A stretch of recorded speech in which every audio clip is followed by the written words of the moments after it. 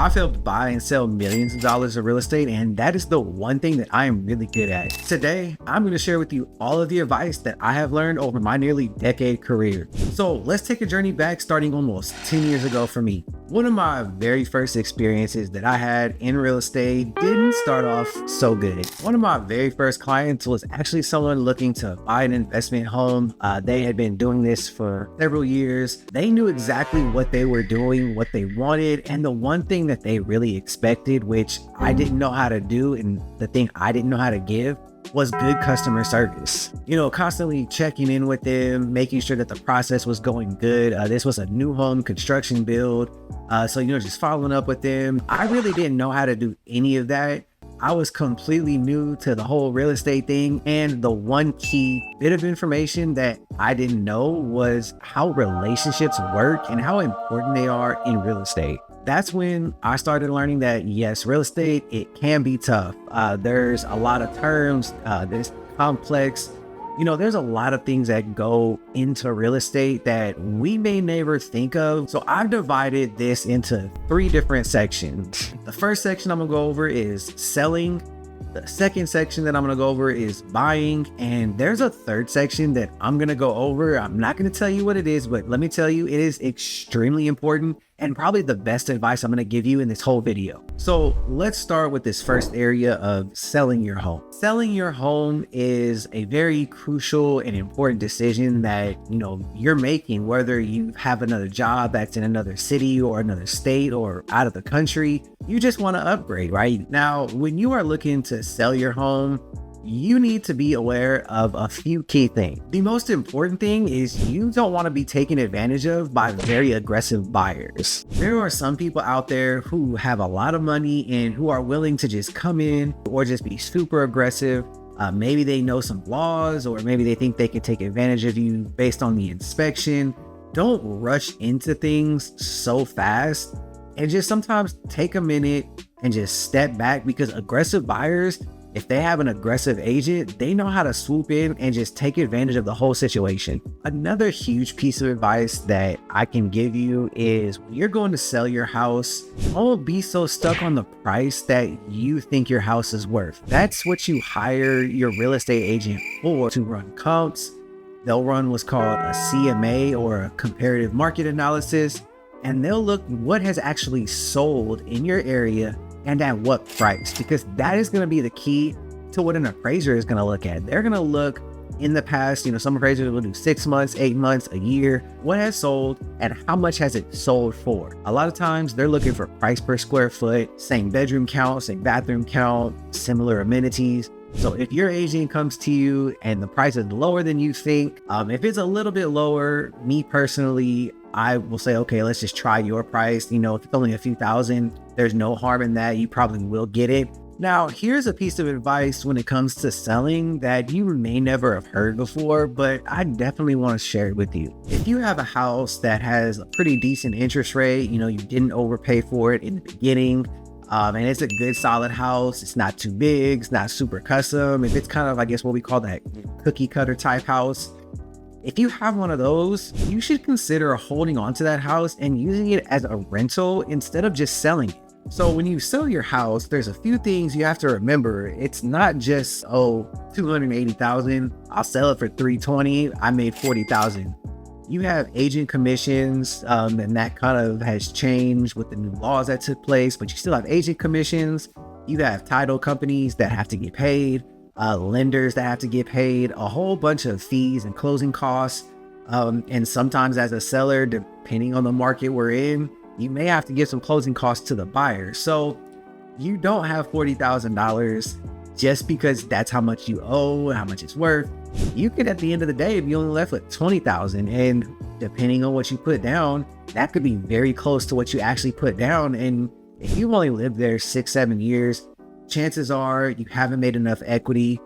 So the chances that you're going to recoup that money is little to none. But instead, you could take that house, working with a good agent or a local property management company, and you could figure out, what could this house rent for?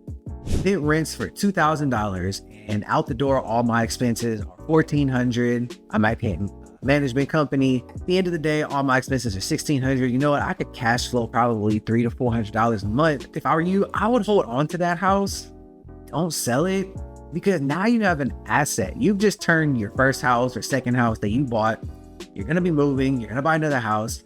You've taken it from a liability, and yes, your house is a liability, not an asset. An asset is something that generates money. But now you're turning it into an asset that can cash flow. And guess what? Now you can offset potentially your new mortgage by $300-$400 every single month. So that's just something to consider. Consider not selling your house. Now, something you've heard me say throughout this first section is about having the right agent. And that is going to be my big piece of advice, is having the right real estate agent that knows the area. They know what schools are good. They know potential crime rate in the area. They know how fast the economy is growing. All of that is massive when choosing a house. So now let's talk about the other side of buying. Buying a house is hands down going to be the most expensive purchase that we all make in our lifetime.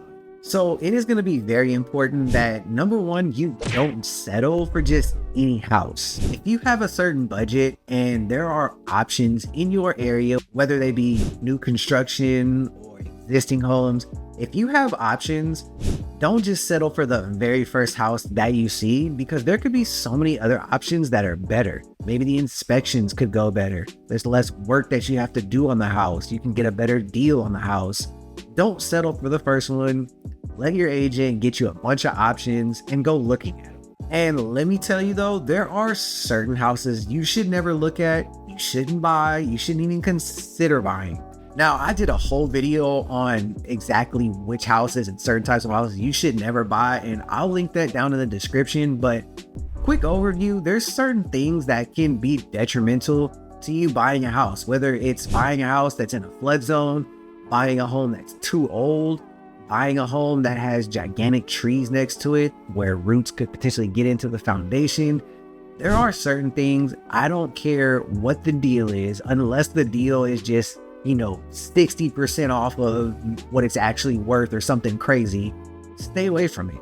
But even if there is a deal that's crazy good, it's super cheap, you have to remember, more than likely, you're gonna have to spend a lot of money and time that you may not have or want to spend to remedy those issues. Another massive thing that you never want to skip out at if you're buying a house is getting those inspections done. I'm sure we've all seen the inspection videos all over YouTube, people going in, things aren't being done right. Out here in the South, we have hurricanes, so hurricane ties, getting the roof done right, all that is hugely important. So if you buy a house and your agent says, you don't need an inspection, or the seller says, hey, if you forego the inspection, I'll give you $10,000 in closing costs, I would say no, because they're almost guaranteed something is wrong with the house. They probably know it. They probably aren't disclosing it. You can end up with a massive situation on your hand. One other thing that I've really learned is location is so important. I alluded to this when I was talking about selling, how important schools are. The location of your house that you buy can mean the difference between you appreciating the normal 3 to 4% every year, or it just not simply appreciating at all. If you're thinking about buying in a town where the economy is dying, the major jobs and businesses are moving out, it's gonna be really, really tough to buy a house and for it to maintain that price over the next few years. And so that's why this last piece of advice is the exact same as when you were trying to sell your house. Have the right agent. Having an agent that knows the area forwards and backwards, they know everything about it. They can tell you what's a good location, what's a bad location. They can tell you what appreciates well. They can even tell you the comps on the house. Having that agent that knows what they're doing is so good. But how do you actually find that good agent? Is there a secret formula? Well, kind of. One simple thing that you can do is just simply look at the Google reviews, or you can go on Zillow, look at the Zillow reviews of the agent that you're potentially hiring.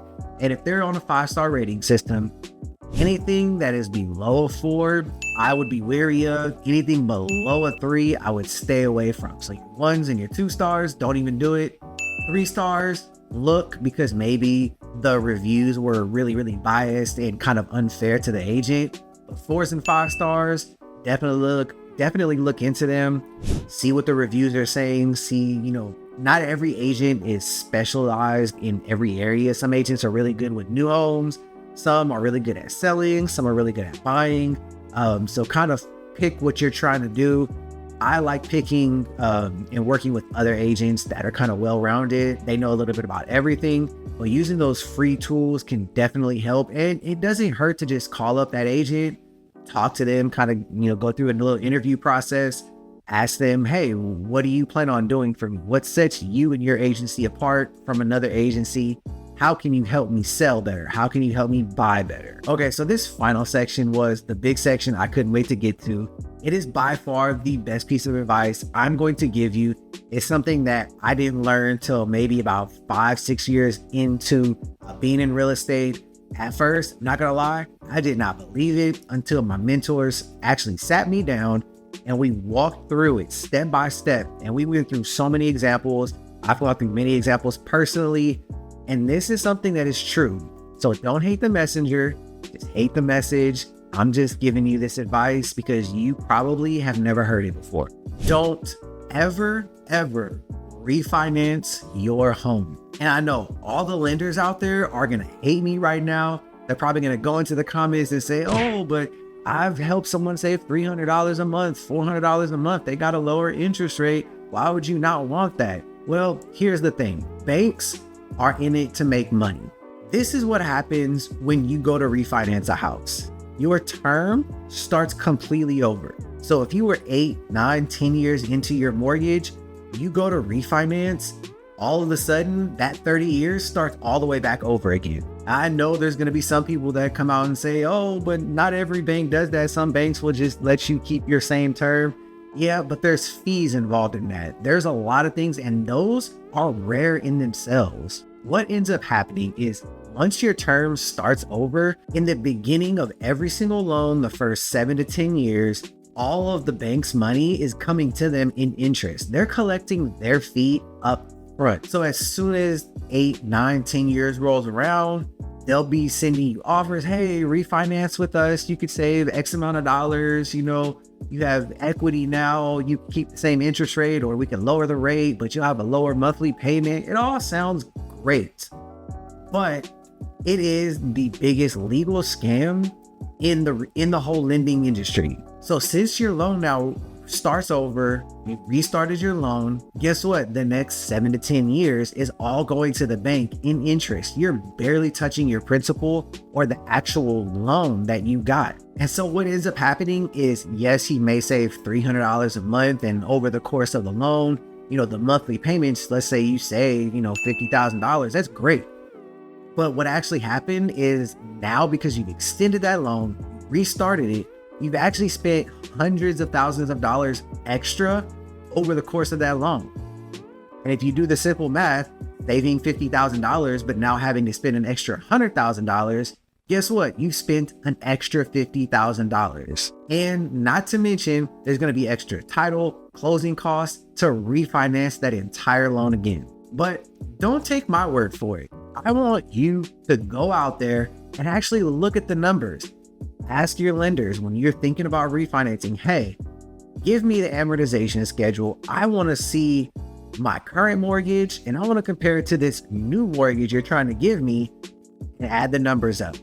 I guarantee you, on probably 90% of the loans, they will never be saving you money in the long run. I mean, $50,000, I don't know who you are, but I'm pretty sure $50,000 means a lot to a lot of people, including myself. So look, buying and selling, and yes, even refinancing are very important. And there's so much advice out there that people are giving. And this is just some of the stuff that I've been through, some of the stuff that I've seen that I wanted to share with you. But there are some very specific things about buying and selling that you need to know. So go ahead and click on either one of these videos right here.